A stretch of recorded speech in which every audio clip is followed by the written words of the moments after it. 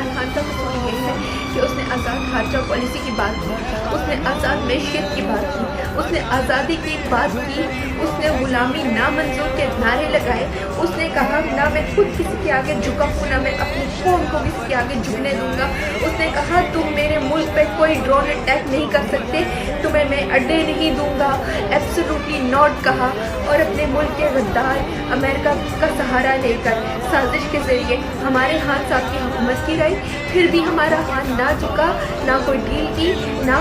ہی ان کے آگے جھکا۔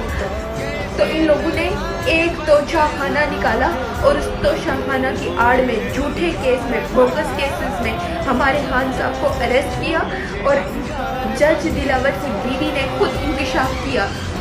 ابھی کچھ دن پہلے اس نے خود انکشاف کیا کہ خان صاحب کو اریسٹ کر کے انہیں زہر دے کے مار دیا جائے گا، کیونکہ خان صاحب کا مقابلہ یہ سیاست کے میدان میں نہیں کر سکتے، سیاست کے میدان میں یہ بگھوڑے مقابلہ نہیں کر سکتے۔ خان صاحب کو مائنس کر کے نہیں، یہ اس ملک پہ حکومت کرنا چاہتے ہیں اور اپنے لوگوں کا، اپنی نسلوں کا سودا کرنا چاہتے ہیں، ہماری نسلوں کا سودا کرنا چاہتے ہیں۔ پاکستان کھلونا نہیں ہے، پاکستان کھلونا نہیں ہے کہ اس کے ساتھ جب چاہے کوئی بھی آ کر کھیل جائے۔ ہم ایک خوددار آزاد مختار ریاست بنانا چاہتے تھے پاکستان کو، ہمارا خان آزادی کی باتیں کرتا تھا، قوم کو شعور دے دیا، اور یہ میرے خان کا سب سے بڑا قصور تھا کہ وہ اپنی عوام کے لیے کھڑا رہا، اپنی عوام کے لیے لڑتا رہا۔ اب عوام